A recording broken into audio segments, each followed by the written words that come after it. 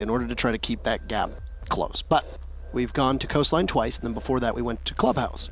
Are we going to go to them today? Well, Coastline and Clubhouse are both auto bans, so new map, and it's going to be the new map. Kafe. Dostoevsky. So we'll head to Russia, and we'll see G2 and Na'Vi play one another on that one. It'll be interesting to see, as the very first play-day, G2 went to Kafe, so they're going right back. They definitely seem to be a fan, and it looks like they are also one of the teams that we've known this about G2 for a long time. They really like to embrace the new, and they are doing that readily with Kafe. Now, community vote. Who's going to win? You just go ahead and tell us. Na'Vi versus G2. Unsurprising, G2. Almost always the fan favorites, and usually you can expect them to do well no matter who their opposition is. Though G2, I think, did underperform against Chaos last week. Chaos performed very, very well. They came out firing on all cylinders, and G2 seemed to stumble a little bit, and they had some issues, and they may continue to have issues as they still try to weave Uno into the fabric that is their roster. But we also saw G2 absolutely manhandle, was it Mouse? Yes. On Kafe in week number 1, 7-1, was it? Yeah, 7-1 against Mouse. It was crushing. But Mouse, we just saw, have had some problems. They're still, I think, working in what they've got in terms of their roster, with Eunice being a new addition. Here and now, pardon me, we will have a load-in for Kafe, with Na'Vi starting on attack and G2 starting on defense, which means, of course, G2 is going to ban first. And they'll start things off here. I'm going to guess a Lion ban. That's what I think. Nah, they did Nomad. Okay. Oh, well.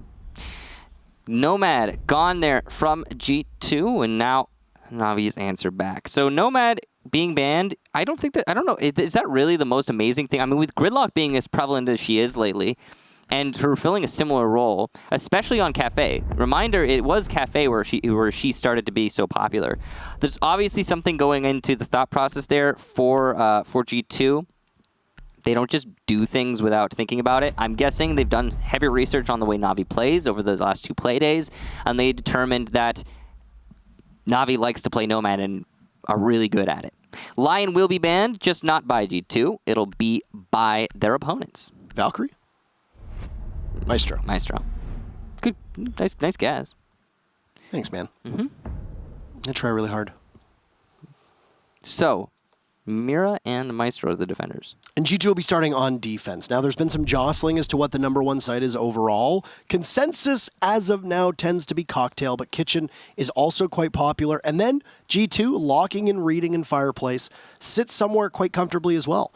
In fact, the old secondary bomb site on Kafe, which is that mining and fireplace, or mining and dining hall, depending on how you want to call it, if people call it dining, then that is now fallen out of favor. It tends to be the least played of all of the sites. So, all right, you'll roll with the one only true new site, even though the Kitchen site has been overhauled. There was never a bomb inside of Reading. So, with the Reading Room being this first site here from Na'Vi, they will be bringing a lot of C4s. As you can see, potentially 4. I wonder, though. That's 1. On mute, maybe? Pulse? No? Okay, well, just the 1 for now. But they probably got 4 C4s on the Na'Vi lineup, and that's going to be a heavy C4 strategy. We've seen this before on second floor defenses for Kafe, because the way that the attackers are almost every single time going to take this map is from top to bottom. So, yeah, with so much shock destruction, you can really punish the attack from below if you have enough of that explosive. G2 have brought an IQ, which will be useful, of course. You can take care of the Valkyrie cams. You can take care of those of the pulse, potentially through the floor. Make him take some of his own medicine in a way there, and punish Na'Vi for this attempted C4 from below strategy that they seem to be setting up for. Though it looks like they're also going to have a light roam on the top floor. Could see what... oh, you know what I just noticed? I've been talking about the defense as if it's Na'Vi. It's actually the other way around. It's G2. Oh! Nice shot there from Cancer Ketty. The top of the screen is the wrong way around. We'll fix that in just a second. Hang on. The only hard breacher gone, removed, taken out of action. Brutal, savage, wrecked, however you want to call it, based upon your esports memes. And not only just a hard breacher, but also Kendrew, who has typically fragged well on those support roles in the past. Yep, it's a really good pick to have. G2, again, setting up their standard roamer strategy. You know, they put out the feelers, they wait for the attack to come in, and then they start falling back progressively as necessary. Thus far, they haven't been forced to fall back, but Goga's going to be taken down over by Cocktail, so that's a really good pick there for Doki. One in Cigar. Pangu looking for the angle. He knows he can at least call out the push through Cigar door using that drone hole.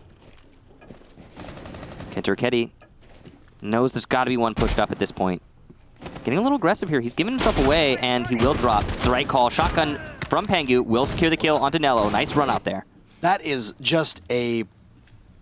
Jeez, that is really something, what we just saw at Pangu. Words escape me actually trying to describe it, as Kenturketi's C4 will miss its target. Doki very low on HP. He'll survive for the time being, as Fabian now rotates into the laundry area. Just waiting patiently, sitting by the washers as Uno on white stairs will join him as well. Fabian now outside, heading towards reading room. Kenturketi wasting an awful lot of time, but won't get away with anything. Citizen finds him from above, and Na'Vi have equalized. It's a 3v3, deceptively close with a minute to go. You've still got the very powerful operator of Pulse on the board in Fabian's hands as he's just trying desperately to find anybody, possibly on his radar. Great patience from Uno down below. You capitalize on something on white stairs. But he waits for the time being. That's a drop, and I don't know if Citizen was expecting Pangu to be playing that angle. He doesn't have the super shorty in his hands, but both Uno and Fabian will clean up. And G2 will get round numero uno. Clever. Thank you. Yeah. Clap, clap. Yeah, okay, so the C4 not working out for G2, but they didn't need it in the end. They managed to do their standard probe and then fall back strategy, and they got picks along the way, turning that into a punished Na'Vi attack. So good job to G2 for just playing their standard game there. Didn't look like they did anything too crazy. Na'Vi at no point seemed to have any sure footing. They did manage to get that pick thanks to Doki upstairs, but it wasn't enough in the end. Now, looks like we'll be going to Cocktail Lounge there for the next site in favor of G2. Being up one round, it'll be a 6-pick onto a Clash. Look at that. Off of a castle. So, Clash can be very useful here. Well, it can be very useful in many places. Pretty much, oh yeah, anywhere. Depending on how she is used, though. It's likely... Well, actually, I don't know. I've never seen any Clash play on this map, so... I'll wait and see. There's some really clever things that you could do here. For example, if you put your Clash over by the cocktail balcony, you can call out anytime somebody drops from the new hatch that's from the roof. So that'd be really interesting if that's how Fabian decides to use her. There's just a lot of potential for information gathering, that's for sure. Especially with those soft, again, also with the soft walls over by cocktail, the new ones by the big bar, what you can do is you can actually play around those using Clash to gather information and call out your peaks from the players in cocktail, which those anchors are inevitably there. So again, lots of useful things you can do with Clash, as well as it just playing into G2's standard strategy. I think that's why they've always tried to force Clash into their strat, is because G2 likes to do the roam, probe, and fall back thing. Clash is great at assisting that. Though she hasn't always been the most amazingly useful tool for G2 in their history. However, they like to keep trying. I mean, you might as well try new things as well, and you know how aggressive a team Na'Vi is, right? It was said in the very first week that Na'Vi is one of the most aggressive teams in Pro League. They even agreed with that declaration. And how do you beat aggression? Well, a lot of teams will tackle it head on. In this team, G2 have the skills in terms of actual mechanical aim. They have the game sense, and they usually have the strats to be just as aggressive. And while we usually will refer to Latin America as an aggressive region, and we'll refer to certain teams in North America and EU as aggressive, G2 can match it just as effectively. Yeah. But peeking the skylight by sitting directly underneath it is not usually aggressive. That is typically considered stupid, and Kenturketi as somebody you can challenge at that angle. Oh, he'll get it on the saves. You shouldn't be able to make those shots, but he will, and he walks away from it with 50 HP. There might need to be a revision on that, because, yeah, typically conventional wisdom would dictate that what we just saw Kenturketi do is stupid. Doki's going to take down Fabian inside of Piano. He had his shield down. He wasn't able to challenge it. Either he was hit by the lifeline, or he just switched to his SMG either way, he couldn't challenge it. However, with what they changed on the skylight on Kafe, it's a much tighter angle for the attackers to challenge, and it might be something that we see happen more often. Then again, might also just be Cantor being insane. A down there onto Citizen, but he can pick himself up. He might not need to, however, because he's got teammates right next to him. An aggressive play here from Pengu might pay off very well, and it certainly will so far in damage, but no down onto Kendrew just yet. It's going to be Cantor going for the aggressive push to get one. However, Pengu finally shut down on his push over by Piano. Kendrew will pick up his teammate as well, but Citizen and Kendrew both on very low HP, leaving Nello as one of the most important players on Na'Vi. And we see that Na'Vi have been able to make their way through that wall, so they'll continue to march on up, even though the march is a little bit slower and with great hesitation, as there's no drones that can be used to spot Kanto Raketti. If Kendrew swings around this corner and looks to his left, hard left, and pre-fires, that'll be the end of Kanto, but you see how little HP Kendrew has. It'll be up to Citizen to try and engage now, but he is also essentially dead. It's a dead man walking, or well, dead woman walking, as it's Zofia who will try to go over from the Cigar side. The Kanto Raketti has the plot there, as it'll be a trade, and it's all up to Citizen now as you'll see Nello fall. Citizen holding onto that diffuser at the mercy of a spray through the wall. Oh, but he'll take down Uno. Goga, where are you? 3 seconds. Can the Zofia get to you in time? Yeah, he can. Is this about to be a clutch? No. Doesn't really matter. It was only one bullet. The MP5 suppressed. Doesn't do a ton of damage, but it doesn't need to do much. Okay, wow, so very close there. Nearly a Na'Vi round. However, what ended up costing them the whole round was their last push. In the 3 versus 3, Na'Vi did neither drone out Piano nor push on the angle that would have nullified Cancer Raketti inside of Piano before pushing Piano itself. So let me just explain that. They tried to push into Piano one at a time, losing their Maverick to Cantor Raketti, who was lingering there. That's a free kill for Kanto, and he's just playing an aggressive, odd position. You could say, why is he there? But it worked out for him, so that's all that really matters. The way that Na'Vi could have avoided that was by pushing where they inevitably did push to get Cantor Raketti before trying to take into Piano. So wrong order there for Na'Vi did cost them that round. Despite them coming very close, it could have been a win for them. Now G2 going to be going to Kitchen next, as they have won every site so far that they've gone to. Now Kitchen, actually a favorite site for a lot of people. Hold on. Listen to how accurate the sounds of what appear to be clanging utensils are. Did you hear that? Yeah, I heard it. It was. I have no idea what it actually was, but I heard it. I mean, it sounded like it was next, but that's strange because it sounded like it was coming from the kitchen. Maybe it was. Sound in this game. Let me tell you. Let me tell you about sound. It sounded like I was at IKEA rustling through the drawers full of utensils. That's what it sounds like. Kendrew will eliminate Uno early on, so already disadvantaged G2. Don't ignore me. Don't ignore my metaphors. You know what? How dare you? It was a kill. I had to call it a kill. I mean, we have to talk about it at least. That's a big pick there, as Uno is a heavy fragger for G2. More importantly, if Kendrew heats up, then that can be trouble for G2. Kendrew competed for top frag in the very first match that we saw in week number 1. Cantor Raketti trying to challenge this front door, and he narrowly missed that kill onto Citizen. Very close there to evening things out. Doki, though, will take down Pengu, so here we go. Na'Vi in the driver's seat. At least right now. They're also starting to go for the thermite. I'm not sure. Oh, yeah, Goga had to expend both of his impacts. Not sure if that was necessary or if he just accidentally fat-fingered it, but either way, the wall will now be opened because of 2 impacts for the first exothermic. Cantor Raketti also takes down saves, so G2 starting to get their frags, and we know that they can recover from a deficit like this. And the 2-person conga line upstairs of G2 as they look towards the top of the site, leaving Goga inside of the site all by himself. He's going to have the position and safety of these goo mines. He takes out Citizen on a good pre-fire, knowing that there was Zofia playing around the door, and we're back to an even contest. But there goes Fabian. Goga takes out Kendrew, spraying in deep, and that'll be the diffuser dropped as well. And 13 meters away, near the site, that might be unretrievable. There's still tons of time, though, if you're Na'Vi and you want to try to go get it. Keep in mind that the guns don't do an awful lot of damage on G2's side of things, but both Nello and Doki have taken a bit of a beating, as is Goga, losing about 50% of his health. He sees another body. Oh, but it's a quick peek from Doki. Very well played from the Scotsman as he pops up and shuts down Goga and then finds yet another. What a round from Doki. A bundle of kills at the very end in addition to the kills he'd gotten earlier. And that'll be the round for Navi. There's a really good awareness there from Doki. Must have been a drone to call that out on the flank. And overall, just a really great entry into Bakery. Navi started off with the advantage, and it nearly went sour, but they managed to keep the ball rolling in their favor. Now, the big thing for that was Navi's ability to shut down the roamers, the probes from G2, because that's what G2 so often does. They play offsite and they start to fall back as it becomes necessary.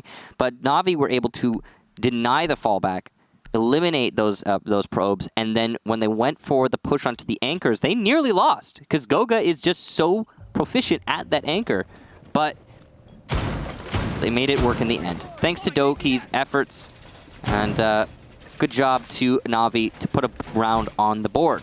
Now, Kitchen being unsuccessful and Reading opening back up, it will be Reading that we go back to here for G2. So far, it's been a decent defensive half for G2, and they're going to continue with that C4 heavy strategy, though not nearly as heavy as it once was. They don't have the Pulse anymore. They're now bringing the Legion. Both are good, but Legion more universally strong and will assist the anchors a lot more on this site. It'll just be a different amount of play, that's all, right? Yeah. The way that you're going to use it. I mean, you're still going to have information there coming out from both Valkyrie and the Mozzie if Pengu is able to ensnare one or two of those drones. I mean, technically, Legion is also an information operator. So, I mean, there's definitely information around. Pengu's been doing a lot of work playing inside of Piano. You can see that there's the Mute Jammers and the Pests going into Piano, around Piano. And there used to be just a Mute Jammer strategy around Piano where you could put a roamer here and Mute Jammers would assist him enough to, deny information from the attackers, and he could just challenge fights and take them head on without information being against him. But with Mozzie on top of Mute, it's even more potent to roam in places like Piano. You assist yourself as the Mozzie. So G2 leaning into that pretty heavily. All in Repel for the time being. We got to see in the Penta Mouse matchup just how strong in the upside down Repel can be in the perspective, greatly benefiting the attackers. Wouldn't be too surprised to see Citizen do something similar, but you got a cross here from Doki, 2 big kills as he entries, drops down the hatch, and he can just continue to march on forward. I think he knows that there's a Nitro cell underneath him. He's looking for a third, but he's having some trouble with Goga. Target priority is not obviously his strong suit at the moment, as he looks to drop if the Mute has gotten away at this point, which Goga does, 25 HP. Potentially a third. That's really unfortunate. The fact that the third kill there for Doki managed to get away, that was Goga, and the fact that that team kill just came out from Navi means that G2 has a fighting chance in this round. Those two factors could cost them, but Uno is going to be picked off as he attempts to rotate. Poor timing there. He doesn't know, or he obviously couldn't have known, but it is unfortunate to see. Kendry's also going to get Goga, means it's just Fabian in the 1 versus 4. They'll make that a 1 versus 3 before he's shut down by saves coming in from behind. A nice take there from Navi, again punishing those roamers so well, and following that, it's just a concerted effort onto a site take that ends up going in the way of Navi because they have a man advantage. And then we have a man advantage, again, thanks to Doki's efforts. You could see there that the roamer by the cocktail balcony was relying on Pengu denying that drop by the new drop from the roof. And, well, that denial did not come out. So, a nice clear there from Navi, again, and a good round from Doki. Both Kendra and Doki are just such strong players, and they're able to make great space and take advantage of having the defenders or attackers looking the other way. The game sense on Doki in particular is very impressive, and so far, 7 kills through 4 rounds is pretty good. Kendra picking up some slack for the rest of the team too, but usually you're going to see Doki and Kendra in a 1-2 on the team. Yeah. Both excellent fraggers. This game has tightened up quite a bit. That very first round looked like G2 was just going to run an absolute train all over Navi. We were slipping that direction, but luckily for Navi, they've managed to stop that. And the train has been halted. Yeah. It's funny because there is a yes, a room. Room called train. I wonder if that played into why I said what I said, Michael. That's why I said it was funny. Ha ha ha. You should see his face right now. I'm very angry. I'm filled with all-consuming rage. It's okay. They're there, Parker. Anyway. You gotta hope that G2 isn't filled with said rage, because you know that they do have strong attitudes and strong opinions on the team. And it seemed like in that very first round for G2, they were having an awful lot of fun. I mean, you have Pengu flying out of the windows, holding the super shorty in his hand. Yeah. They were playing very loose, very aggressively. Kanto was peeking the skylight for crying out loud, taking chances that most normal teams wouldn't do. But when G2, you have that collection and accumulation of talent that they do, you can kind of be looser and freer. Force it.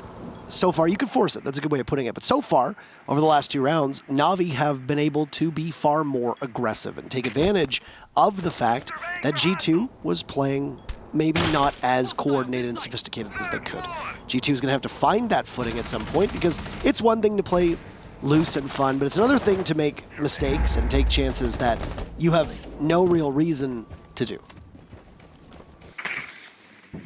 Navi again looking for picks. This time they're not going to get any, and here's why. The roamers from G2 are on the bottom floors, whereas Navi is placing all of their emphasis and all of their focus upstairs currently. They could start to clear out roamers downstairs and get those picks, but that's not apparently the plan. Doki's going to make it through the drop unscathed, and C4 from below. So it was bait there from G2.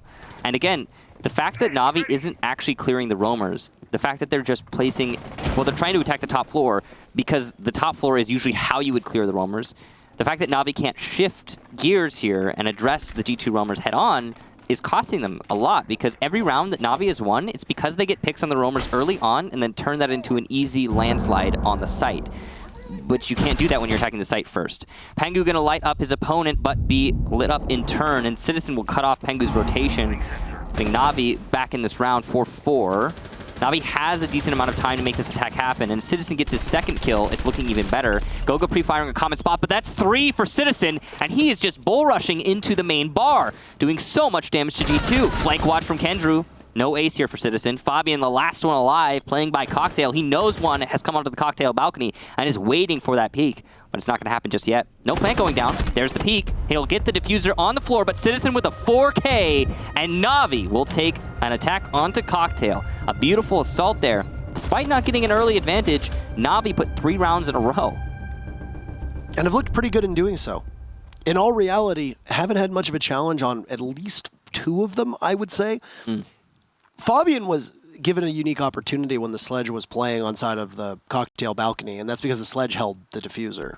And because of this, if you gun the Sledge down and then you hide for a long enough period of time, you might be able to somehow, squeeze out a win on that site. But the time wasn't favoring Fabian, and there's too many strong guns on Navi's side that are still hanging around. Very final defense for G2, and they are currently facing a scare. Yeah, this is actually, by the way, just a quick reminder for you guys, this is the most one-sided community vote for the day. 80% of you thought that G2 was going to take it. Is that so? It is so. Okay. Just a reminder. I mean, Navi hasn't won yet. This is still just the first half. Could go 3-3, and G2 would be very comfortable and sure going on to attack.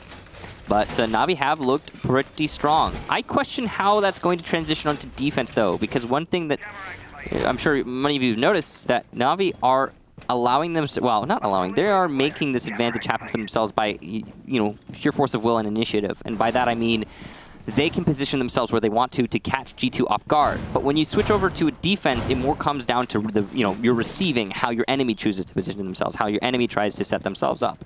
And yeah, I don't know. Maybe Navi will just stay aggressive when they get over to defense. Maybe they'll just take the fight to their opponent. Maybe they'll, keep going forward, as it were. I'm not sure. But right now, I think a big boon for Navi is the fact that they're on attack. I think it's working out really well for them, especially in that last round, thanks to Citizen. It's really just coming down to somebody walking in and getting 2 picks. That has been the story for, what, 3 rounds now? Well, last round it was 3 picks. Ooh. Correct. So now this time it's going to have to be 4 picks. Is that how it works? That's how numbers work. Because then from 2 you go to 3, and then from 3 you go to 4. So. Oh, okay. Thank you. But allowing Navi to walk in and take that very first pick, as you pointed out, is very important because it pushes G2 back. And you've seen that G2 have tried to reposition somebody every single time, as you'd expect them to do so when they lose a member of the team. Yeah, they're good at refrags. But the problem is that there hasn't exactly been the same distance between G2 and Navi as G2 has done against other teams. You know, it's referred to often as the 5-second rule, where G2 are 5 seconds away from each other at all times. And it's just, yeah, it's definitely, it's not working out great for them right now. It might not be the distance. I don't know if it's the distance or if it's because Navi are just playing so fast. But however you look at it, Uno's about to get a free kill. There it is. Down goes Nello. A beautiful flank there from Uno, and he's just going to fall back. He doesn't need to pressure that anymore. Get a man advantage and, you know, hold it. Doki will also be shut down as he attempts to vault into the engine room. And Uno with his second kill. Kendu trying to challenge the pulse inside of engine, but it's actually going to be Citizen who gets the kill.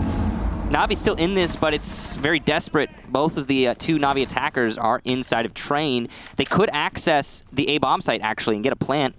C4 could potentially be from below or from the sides. There are 2 here. Very narrowly not going to be able to get that kill, the Citizen, as Uno shuts down his teammate.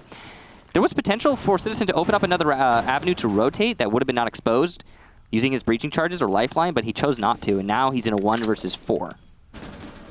This is a tough position for him to be in because his entrance towards the fireplace and dining room area is going to be cut off and held, whether it's Uno or Kanto Ricchetti. Doesn't really matter. G2 will draw even on their defense, and now they'll go on to attack.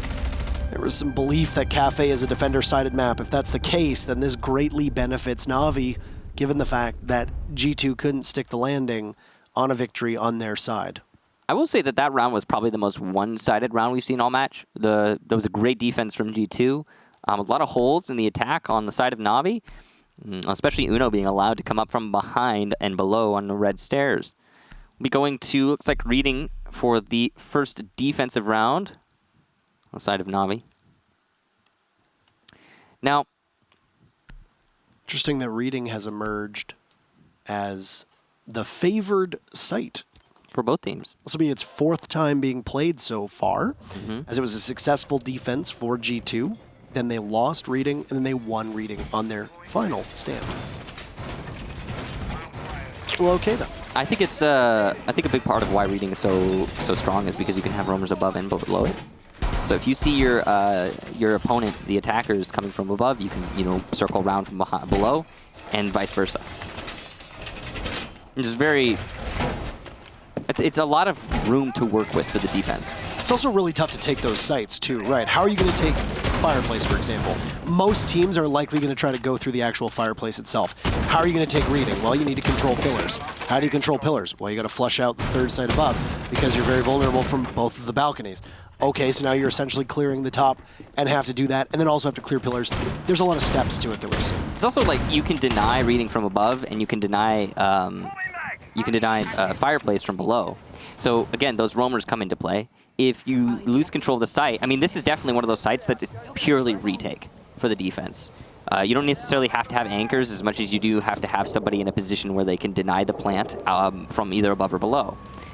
Or just, retake after you punish the attackers for taking the site in the first place. Because there are very few avenues directly into the site where a punishment isn't going to be in line for the defense, where they're not going to be able to pick off one of the attacking operators in the process of taking site itself. So, I don't know, yeah, it's a good site. It's a very, let's see, malleable site. You could do a lot of different things with it. And, yeah, makes sense that it would be the more popular one on the rework of Kafe. This will continue to shake out as Coastline changed, as Villa changed, and try to determine exactly where teams want to go here. Jostling of the diffuser now as Goga will drop it, and Pengu will be basically sent out to go get it. Kanto go kill is the instruction, and he'll find that and do it quite well on Doki. Is that his new name? Kanto go kill? Well, that's what Fabian said the strategy is he says Kanto go kill and G2 wins rounds. If you say it fast, it sounds really cool. Kanto go kill. Kanto go kill. And he's doing just that, as Doki is on the floor. And right now, Navi playing especially passive for Na'Vi. They are using a castle strategy on this top floor, trying to hard hold it. It's worked out all right for them so far. There is a Zofia in play, though, so that could stop working at any second. And as the exothermic detonates at the top of red, Citizen might try for an aggressive play here. He actually could get away with it pretty easily, and he will. There's Goga on the floor and Diffuser as well. Citizen shouldn't have been able to get away with that unpunished. Somebody made a whoopsie and didn't bother to drone out piano, it seems, and because of this, you lose your hard breacher. And it's a good thing that Goga had relinquished the Diffuser earlier on. Actually, it looked like he was downstairs and Pengu was going to get it, and he'll finally grab it. Kendrew playing this odd angle. He grabs Kanto Ricchetti. He was playing the punch hole underneath the rotate inside a bathroom. So far, this round has really boiled down to a serious lack of information on the top floor. And why is that, you might ask? I could tell you why. It's the Pest and Mute Jammer combination that we're seeing Na'Vi bring out. And it's not revolutionary, but it is certainly a huge hurdle for teams that rely on those drones to gather information, which is something that is being, I think, it's been obvious for G2 through this round. Kentriketti tried to substitute the lifeline, but he wasn't successful because the player who killed him was outside of its range. Saves takes down Fabian, and it's looking better for Na'Vi as Pengu will eliminate Kendrew on the entry into Reading Room. A beautiful kill there from Pengu, but at the same time, will it be enough is the real question. The answer, no. Saves. The final 2 kills there. Na'Vi take the round, and their first defense goes the way of Natus Vincere. That's going to put them up 4-3 in their favor. He saves the day. Saved. The puns and you and today. What? Told you it was the heat. It must be. Told you it was the heat. It's non-stop puns. I don't know why you didn't believe me. If you guys haven't been watching the whole broadcast, non-stop. I said it was the heat. It was the heat. All right. So looks like we'll be going to kitchen. This is the second time total we've gone to kitchen. It did not work out very well for G2, so they did not repeat it. We'll see if Na'Vi have something special to show us here. There's a castle again, so once more, a castle strategy. Seen him used to great effect on this site before, but not by either of these teams. Not especially. I think a lot of teams consider castle to be a very important operator on kitchen.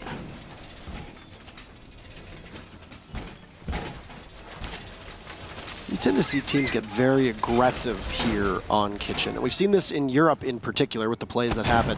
And we saw it with G2 as well on their defense.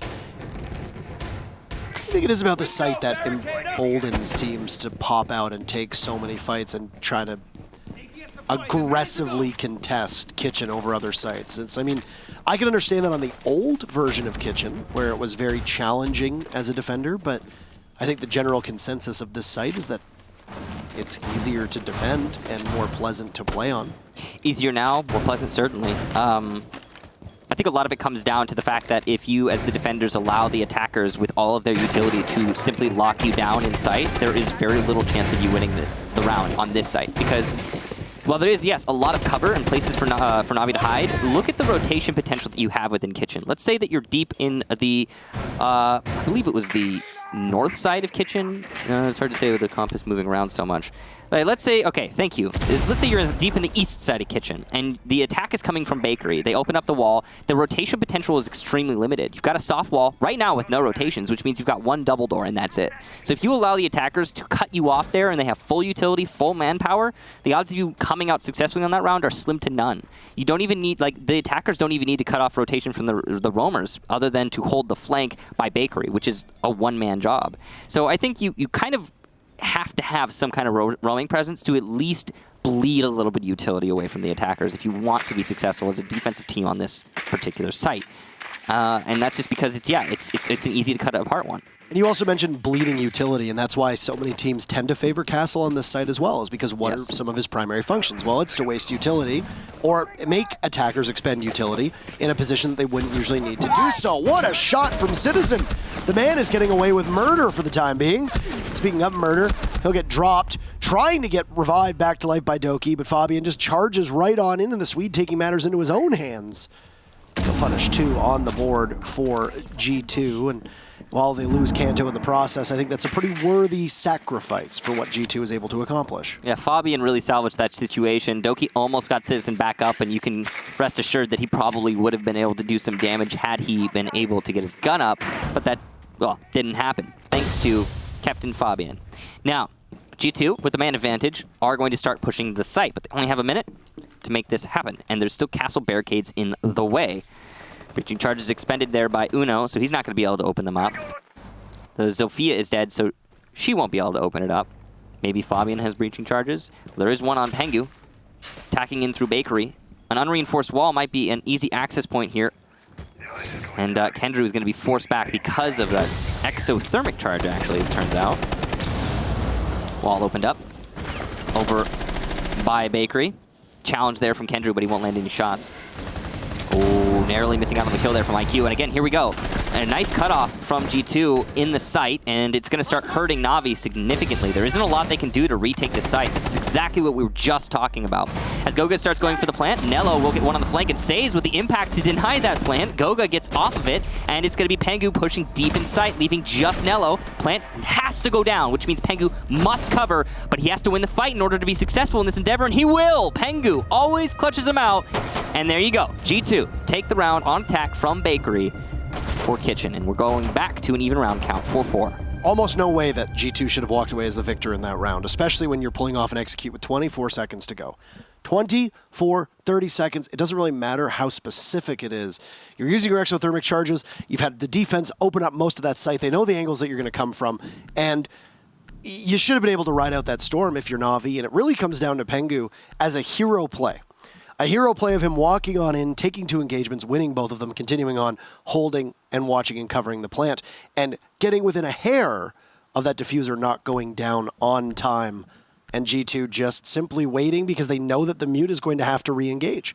And when the mute re-engages, you're going to be watching that angle. There are players that miss those shots. There aren't many in Pro League that are going to miss that shot. It's not even that Pengu's a talented player. It's just fairly routine at that point that you know that they're going to keep popping up from the same direction and not try anything new. A stunner, I would say. A stunner that G2 came out of that, because while you were casting, I looked at the clock, and I thought, okay, there's under 30 seconds to go. How on earth are you about to pull off an execute on this site?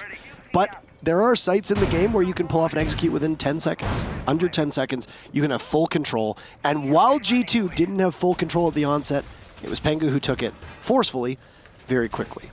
This has propelled Na'Vi up top to the cocktail site. They're not going to try Kitchen a second time in a row. Reading will unlock no matter what happens here on Cocktail to break the stalemate between these two teams, as I think this is a much closer matchup than a lot of people predicted. Yes. Yes, it is. Yeah, this is the match of the day. 4% draw. So, it certainly is, by the way. This is the match of the day. We have a 7-2, 7-3, and a 7-4. And now we've got a 4-4, so this is already, if nothing else, drawed for the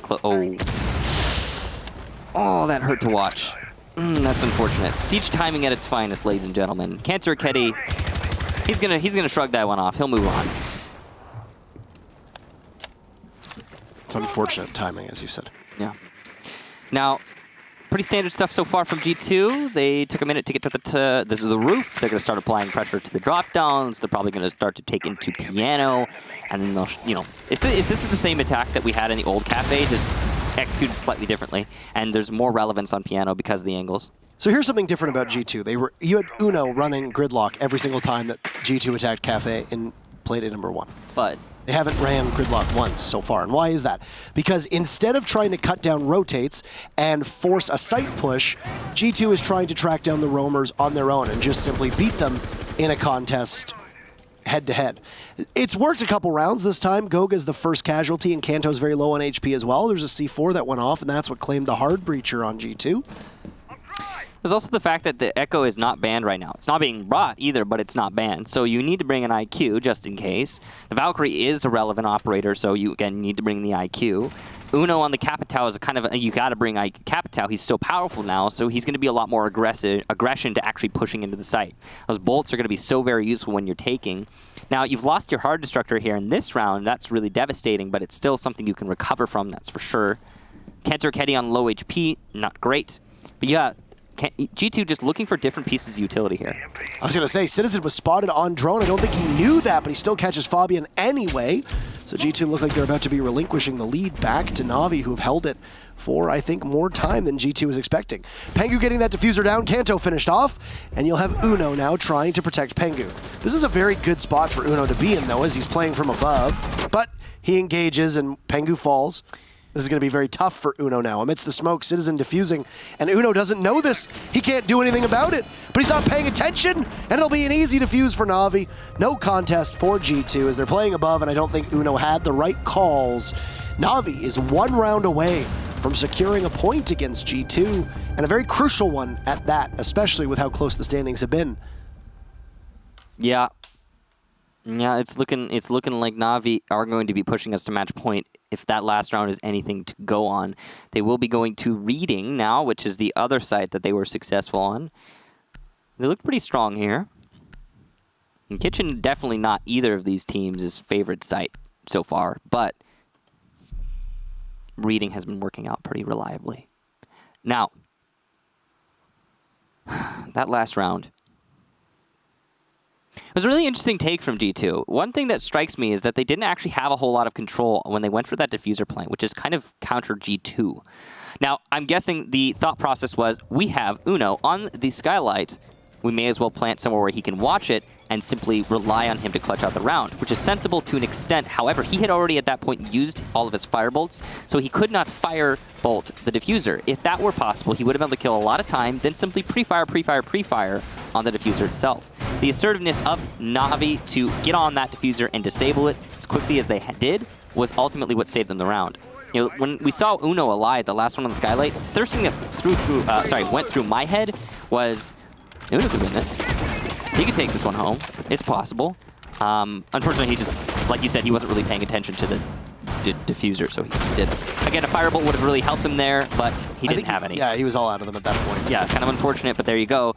So, nice one to Na'Vi on the retake. An interesting take from G2. I like their call to just try and put it all on Uno because there was no other way to salvage that round at that point. But, of course, it wasn't ideal for them, and it, didn't get them the win.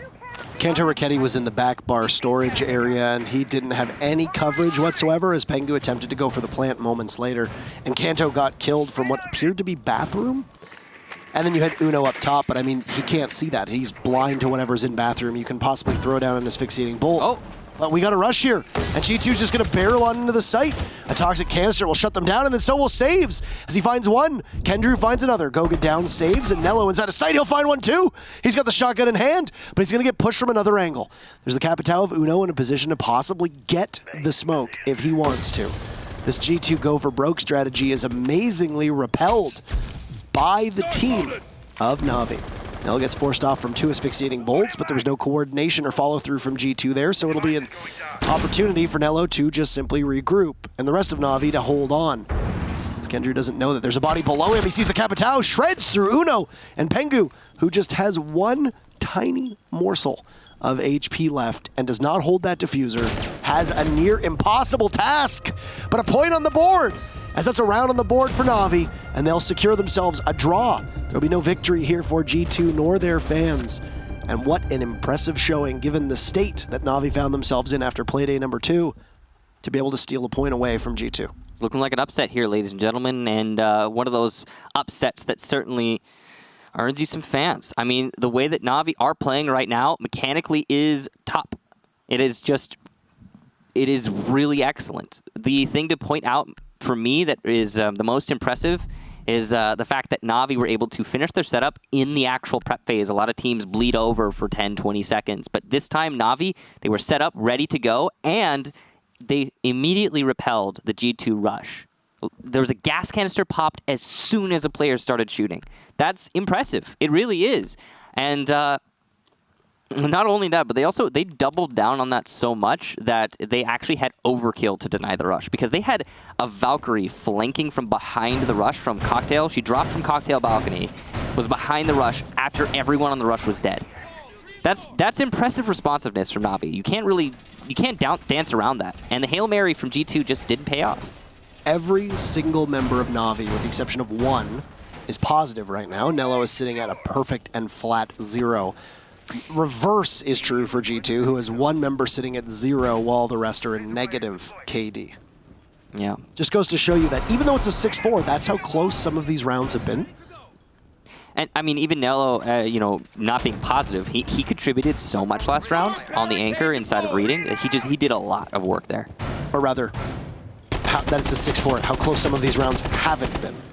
Because a lot of these rounds have been blowouts. Well, that last round was a blowout because, very simple, G2 went for a Hail Mary, again, the rush strategy, and Na'Vi were ready for it. That's it. There's not a whole lot else to say about it.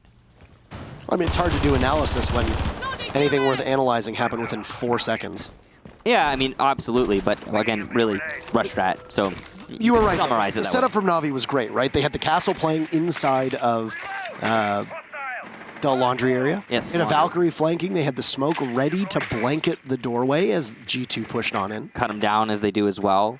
And the castle really big with that UMP. I think Goga was the only person who got a kill in like the ensuing fray, and then it just kind of fell to pieces from there. Oh, and no. Down goes the captain, Fabian. One of your 2 sets of smokes. Look at that angle. Kanta Raketti refrags onto Doki. That's a beautiful angle there from Kendrew, but you lose another ACOG, so you're only going to rely on Kendrew.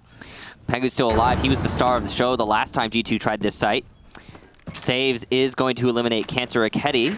So Na'Vi continue this having the man advantage trend. Though again, Pengu, plus the cutoff ability from Uno. Lots of utility there. Next second exothermic charge going on the bakery wall. This red hallway pressure is going to be significant from Citizen if he's able to open up that castle barricade. If anyone has impacts for it, be pretty substantial. Nello doesn't, though, so that's actually not going to be a factor here for Citizen. He can rip it down, though, as he has to time it perfectly. He gets ever so close to that castle barricade. Oh, he's going to try and melee it down. That's interesting. He's trying to draw somebody out, thinking there might be a body outside, but from our perspective, it doesn't look like there is. Only Uno, who's got the crossbow in hand. Pengu can hear that somebody's whacking away at it, so G2 is wise to the tricks of Na'Vi. But down goes Saves as Pengu is still watching, and you gotta hurry if you are a Citizen. There goes a toxic canister, and there's still a yokai drone as well that will assist the defense. But it's only Kendrew on site who's gonna wait to pull the trigger and knock off Goga. And there you go. Well timed, but Pengu is sitting and waiting, and for some reason the kitchen just happens to be Pengu's home for the time being. He finds a second kill this round, and they are very pivotal, coming to try to break apart this defense. On their belly, just tempting them to rise up.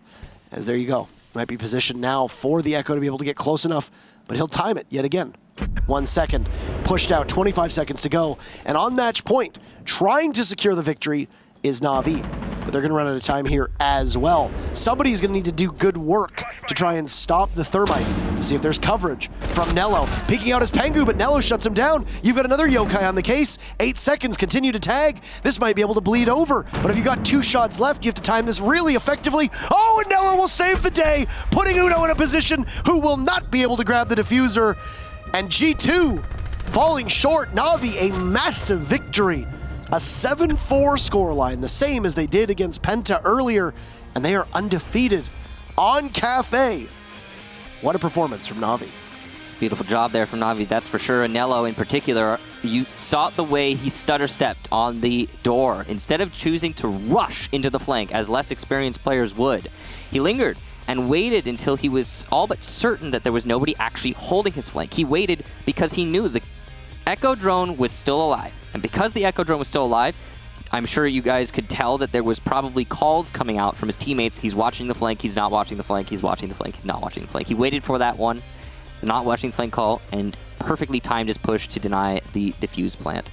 Also, can we talk about that Echo denial as well? And the fact that there was nothing from G2 to shoot the yokai drones? That was 2 drones, too. Yeah. 2 drones, both positioned.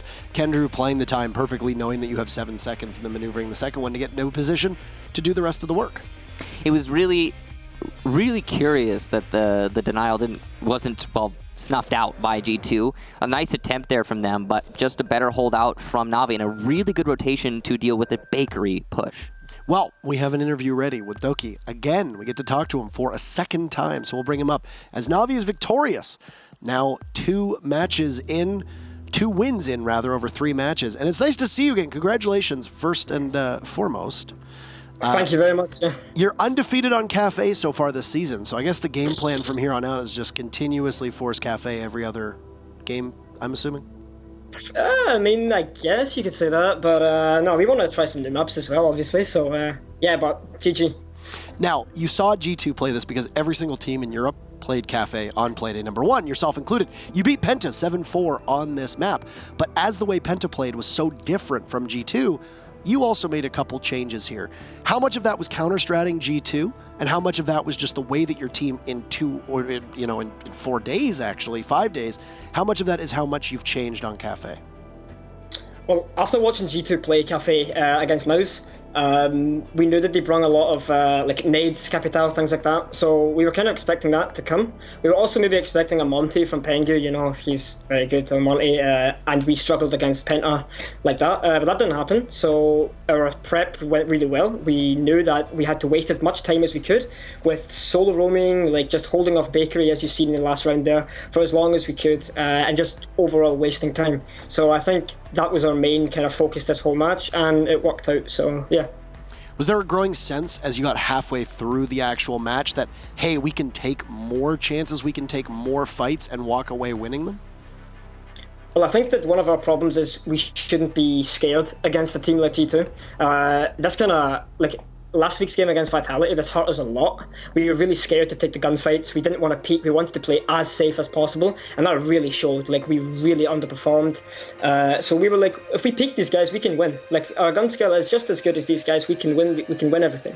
So that was our approach to it, and we played a bit silly, but it worked. So yeah. Yeah, the Vitality matchup was an interesting one because I think a lot of people went in after seeing your performance against Penta thinking, hey, this might be a cakewalk for them, especially considering Challenger League last season. What do you think really went wrong? Was it just being afraid to take gunfights, or was there more to it? Okay, so Vitality banned Thermite on club, which we've never experienced before in an official match. And we also followed that up with banning Maverick, which as soon as we done that, we were kind of like, oh dear, this is a mistake. So we kind of knew from the get-go that this match was going to be like an uphill struggle. So that was probably the main reason we struggled so much, and that's our fault. That's completely our fault. We misjudged them, and they did play really well. They played really secure. They'd clearly prepped for that exact bans, etc. So yeah, well played. And as a newer team to Pro League, how long do you think it took you to assess that and bounce back? Was that something that you wouldn't have had the same perspective on, a couple months back when you were still playing in Challenger League? So as soon as we lost that game to Vitality, like literally 30 minutes later, we had a 30-minute break and we went straight into a custom game and sorted all of our issues out. We practiced the next day with the Thermite ban. We practiced all of this type of stuff. Even though this might not happen again, we just tried and sorted our issues out, cleaned them all up, and yeah, so that's that. Without leaking too much. Well, no, of course. I don't want you to give away all the secrets, but that's one of the things with Pro League teams, right, is that, from my perspective, if I can just add my own point here, growing up as a caster, seeing the amateur scene all the way up, what really sets apart the Pro League teams typically from the amateur teams is just what you know and what you can practice, and having Navi as your org and the infrastructure, I'm sure it helps out and allows you to have a much greater breadth of strategy. But anything you want to add at the conclusion of the interview, your second one so far this season? Yeah, just GG Fabian, it was a nice try. So yeah, that was a roast. Also, I just want to thank Navi and especially our player manager, Night End, who has been helping us out so much this week and the past week. So yeah, thanks.